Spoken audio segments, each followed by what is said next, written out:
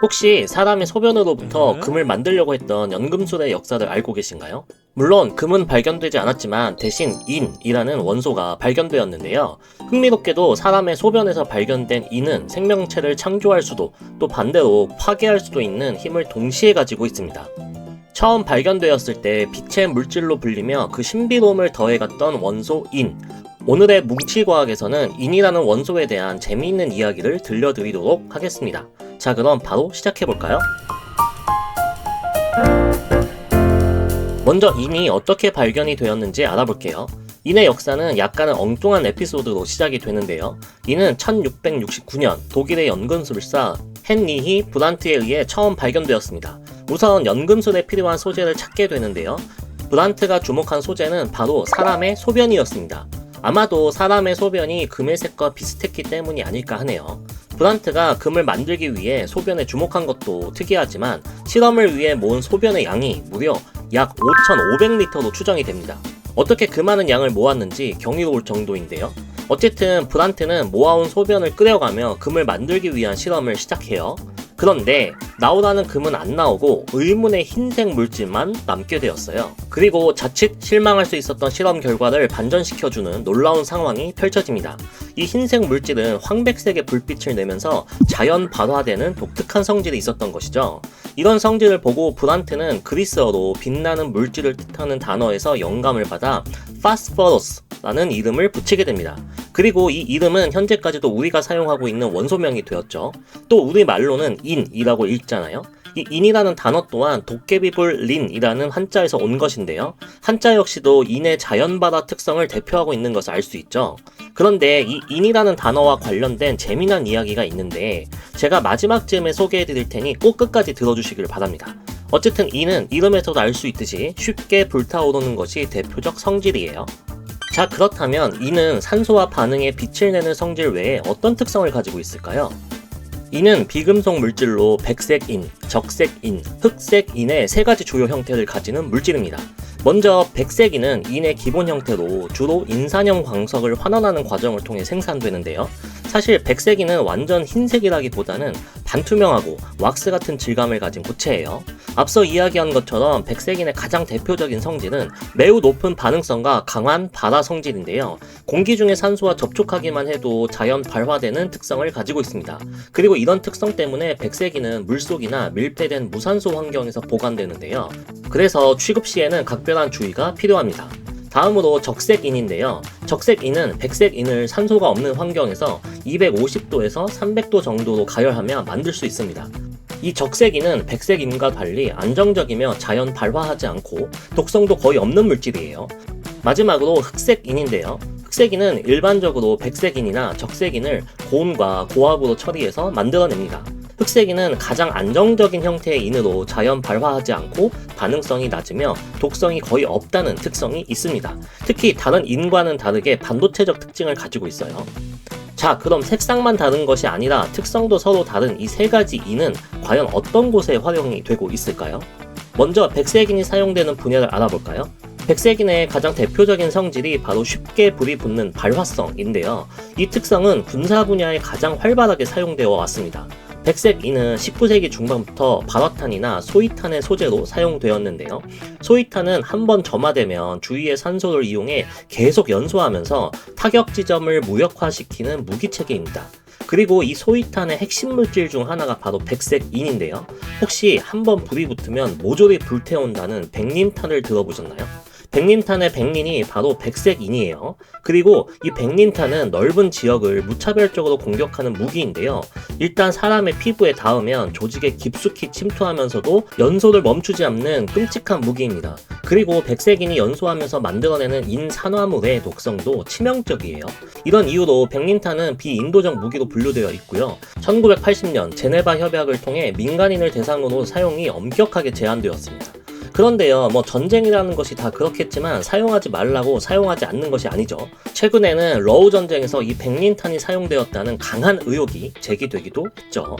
다시 원래 이야기로 돌아와서요. 앞에 이야기한 백린탄은 백색인의 발화성을 이용한 것이라면 백색인이 빛을 내는 성질인 발광성을 이용하여 조명탄이나 신호탄을 만들기도 합니다. 백색인이 내는 빛은 매우 강렬하고 넓게 퍼지기 때문에 멀리서도 식별이 가능하고 또 밤에도 주변을 매우 환하게 비칠 수 있는 성질이 있어요. 그리고 백색인은 연소할 때 짙은 백색 연기를 발생시키는데요.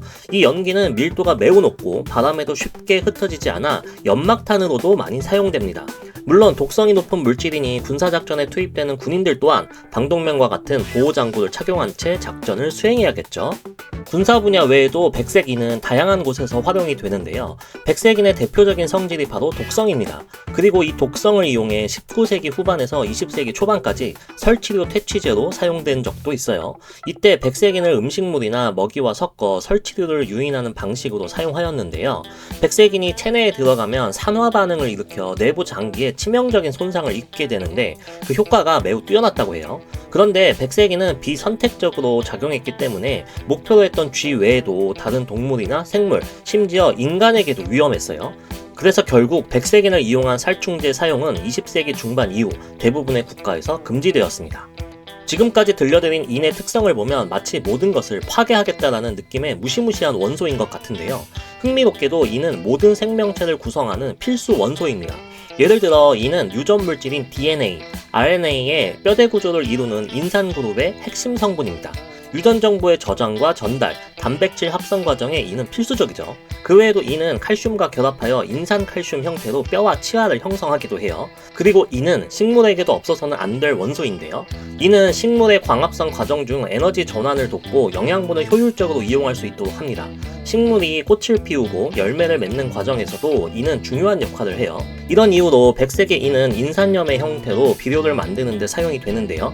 다만 비료에 포함된 인산염이 토양에서 빗물에 의해 하천과 호수로 유출이 되면 조류 번식을 촉진하는 부영양화 현상을 일으킬 수 있어요. 즉 과도한 영양분이 하천, 호수, 해양 등에 유입되어 조류나 플랑크톤이 과도하게 증식할 수 있는 것이죠. 생물의 성장을 촉진시키고 생명의 창조에 필수적인 원소인 인이 또 한편으로는 수질 오염을 초래하는 원인이 된다는 것은 흥미로운 점이에요. 자, 다음으로 적색인이 응용되는 분야를 알아볼까요? 사실 요즘에는 잘 사용하지 않지만 왜 성냥갑 옆면에 성냥과 마찰시키는 붉은색 부분이 있잖아요. 이 붉은색 물질이 바로 적색인입니다. 성냥의 머리는 염소산 칼륨 같은 산화제와 황, 탄소 같은 연료로 구성되어 있는데요. 이 성냥 머리를 적색인과 마찰시키면 마찰열에 의해 적색인이 백색인으로 변하게 되고 이때 백색인이 산소와 일으키는 불꽃이 성냥 머리의 연료를 점화시키면서 불이 붙게 되는 것이에요. 그리고 비료의 주요 성분인 인산염 제조에도 적색인이 사용됩니다.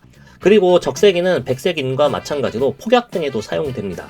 다만 백색인과 차이점은 백색인은 발화물질 그 자체로 이용이 되었다면 적색인은 발화를 유도하기 위한 점화제로 사용이 되고 있다는 점이에요. 특히 폭약이나 화약을 점화시키기 위한 점화제로 적색인이 많이 사용되는데요. 이는 적색인이 안정적이면서도 발화를 시킬 수 있는 성질을 가지고 있기 때문입니다. 그리고 적색인은 반도체 산업에도 매우 중요한 소재인데요. 실리콘 같은 부도체에 전기적 성질을 부여하는 도핑 물질로 사용되고 있어요. 적색인이 실리콘 내부에 자유롭게 돌아다니는 자유전자를 유도하여 실리콘의 도체 성질을 부여할 수 있게 되는 것이죠.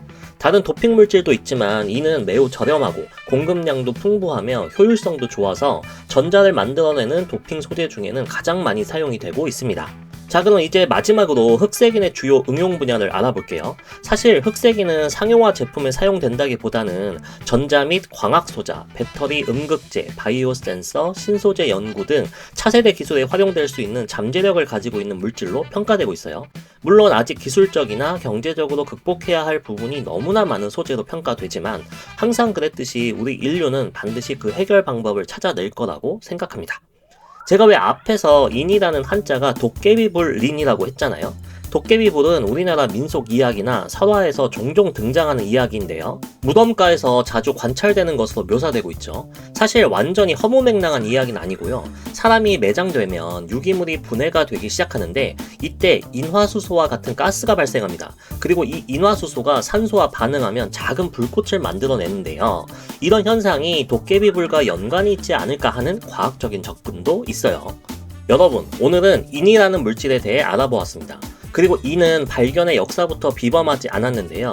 독성, 발화 등 생물을 파괴시킬 수 있는 힘과 유전 정보, 생물체 구성의 필수 요소 등 창조의 힘을 동시에 가지고 있다는 사실이 매우 흥미롭지 않나요? 오늘 이 영상을 재미나고 흥미롭게 보셨다면 꼭 제발 부디 그냥 지나치지 마시고 영상 우측 하단에 있는 구독 버튼 꾹 눌러서 구독해 주시고요. 좋아요, 알림 설정도 반드시 잊지 말고 지금 바로 right now 해주시면 정말 감사하겠습니다. 그럼 여러분, 이번 편은 여기에서 마무리하고요. 다음에 다시 뵐게요. Let's go. I wake up to a little bit of drool on my pillow, feel like it's gonna be a bad day. Yeah, I'm tired of shit, and the coffee ain't hit yet, damn, ain't